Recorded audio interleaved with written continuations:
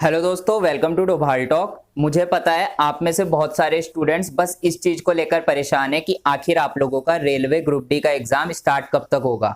मुझे daily Instagram पर 20 या 30 मैसेज आते हैं जिसमें मुझसे यही पूछा जाता है कि आखिर हमें और कितना वेट करना पड़ेगा रेलवे ग्रुप डी एग्जाम का। और जो 2-3 क्वेश्चन होते हैं वो यही होते हैं कि जैसे कि एनटीपीसी की कट ऑफ आई गई है, क्या ग्रुप डी की कट ऑफ भी आई जाएगी। तो आज की वीडियो में हम इन सभी चीजों के बारे में बात करने वाले हैं। साथ ही में मैं आप लोगों को यह भी बताऊंगा कि अब आप लोगों को कितने दिनों की स्ट्रेटेजी बनाकर पढ़ाई करनी चाहिए कि आप लोग अच्छे से इस एग्जाम को पास कर लो। तो यार सारी चीजें चलो डिटेल में देखते हैं। सबसे पहले तो मैं आप लोगों का एक डाउट सॉल्व कर देता हूं। बहुत सारे स्टूडेंट्स मुझे मैसेज कर रहे हैं इंस्टाग्राम पर कि अब जैसे कि ग्रुप डी में बात चल रही है कि सीबीटी 2 भी हो सकता है, तो हमको किस तरीके से अपना सीबीटी 1 का सिलेबस कंप्लीट करना चाहिए कि हमारी सीबीटी 2 की भी तैयारी हो जाए।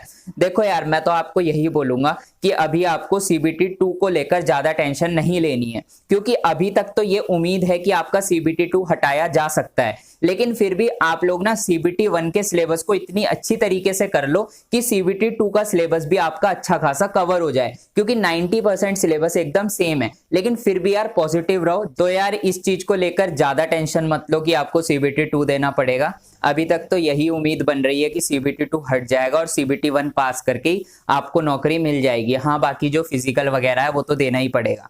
अब बात आती है कि आखिर कितने दिन की स्ट्रेटेजी बनाई जाए। तो मैं तो अभी आप लोगों को कहूंगा कि आप 60 दिन की स्ट्रेटेजी बना दो, जिसमें आप 50 या फिर 40 दिन पढ़ाई करो और लास्ट के जो 10-20 दिन है उसमें आप मॉक टेस्ट या टेस्ट सीरीज कुछ भी लगाओ या प्रीवियस ईयर लगाओ। अपनी तैयारी ना आप इतनी बेहतर कर लो कि इस बार आप लोग एग्जाम को पास कर ही लो।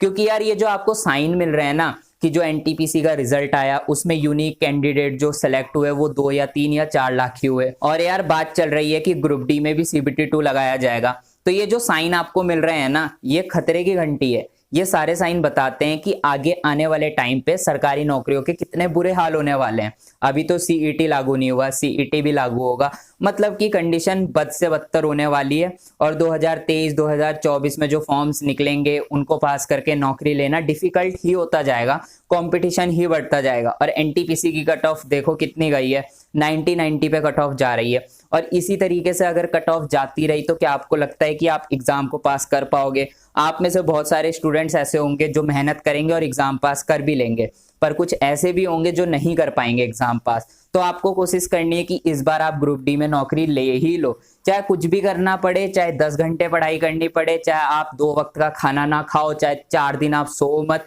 कुछ भी करो, वो आपकी सरदर्दी है, लेकिन इस एग्जाम को पास करो।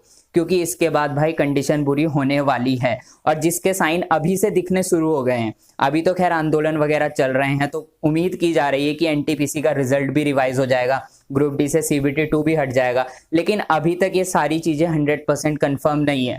अभी तो कमेटी बनाई गई है, कमेटी एक्शन लेगी, अपना जो भी रिकमेंडेशन है वो देगी, उस हिसाब से आगे का प्रोसीजर होगा। लेकिन आपको कंडीशंस तो दिख रही है ना कि कितना बुरा स्टूडेंट्स के साथ टाइम के साथ साथ होता जा रहा है।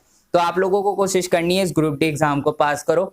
मैं भी कोशिश करूंगा कि आप लोगों को बढ़िया से बढ़िया स्ट्रेटेजीज प्रोवाइड करूं हर एक सब्जेक्ट की, चाहे वो रीजनिंग हो, साइंस हो, मैथ हो, कुछ भी हो। 60-60 दिन का हम प्लान बनाएंगे, डेली थोड़ा थोड़ा पढ़ते जाएंगे और 60 दिन में अपनी तैयारी को एक अपर लेवल तक पहुंचा देंगे। अब यार एक क्वेश्चन और होता है स्टूडेंट्स का कि जिसने अभी तक तैयारी स्टार्ट नहीं की है तो क्या वो अब तैयारी करके एग्जाम को पास कर सकता है?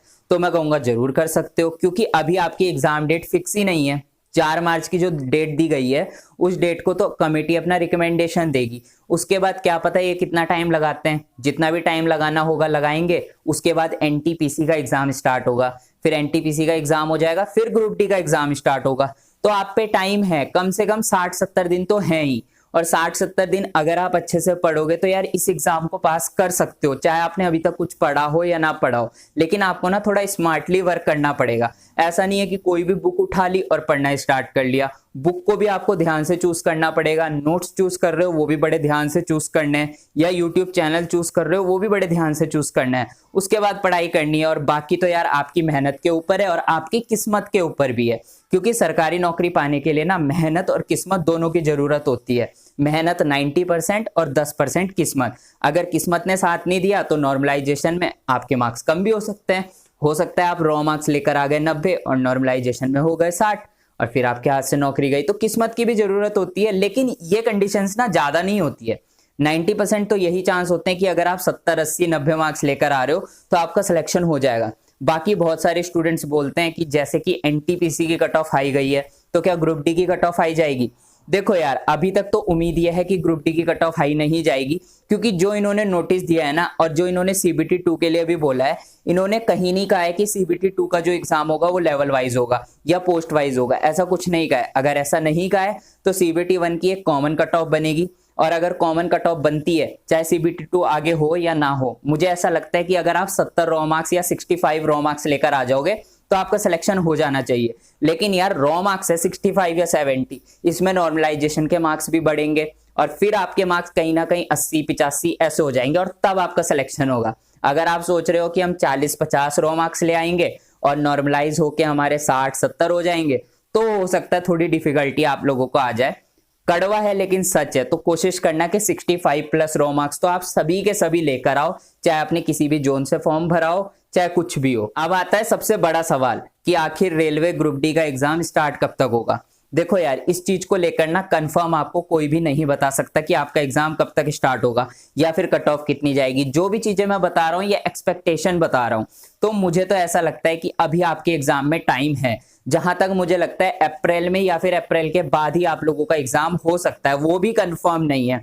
ऐसा कुछ नहीं है कि अप्रैल में ही एग्जाम हो जाएगा, हो सकता है अप्रैल से ज्यादा भी टाइम लग जाए। अप्रैल से पहले तो देखो बहुत ही मुश्किल है, क्योंकि यार 4 मार्च तक तो रिकमेंडेशन आएगा, उसके बाद तो एनटीपीसी का एग्जाम होना है, फिर जाके ग्रुप डी का होना है। तो अप्रैल में क्या पता हो जाए, बहुत कम चांस है। लेकिन अप्रैल के बाद ही आपका एग्जाम होगा, चाहे वो मई में हो चाहे जून में हो, कभी भी हो सकता है।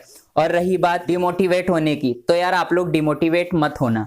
आप लोग ज्यादा कुछ अब नहीं कर सकते, क्योंकि जितना आपने करना था उतना आपने किया, आपने प्रोटेस्ट किया, सब कुछ किया।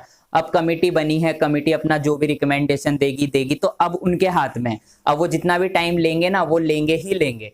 तो आप सिर्फ एक चीज कर सकते हो कि पढ़ाई कर सकते हो, और ज्यादा ना इन चीजों में उलझा मत करो कि एग्जाम कब तक होगा, कट ऑफ कितनी जाएगी, क्योंकि अगर इसी में आप उलझते रहोगे तो पढ़ाई कब करोगे। हो सकता है आप पढ़ाई से थोड़े डिस्ट्रैक्ट हो जाओ। और मैं तो यही कहूंगा यार, आपके पास ये जो 60, 70 दिन या फिर 3 महीने, 2 महीने, जितने भी टाइम बचा है ना, जब तक आपका एग्जाम स्टार्ट नहीं हो जाता, डिस्ट्रैक्शन से दूर हो जाओ और लगे रहो तैयारी करने में। अब बहुत सारे स्टूडेंट ये भी कमेंट करेंगे कि आखिर हम कब तक तैयारी करें, पिछले 3 साल से तैयारी तो कर रहे हैं ना।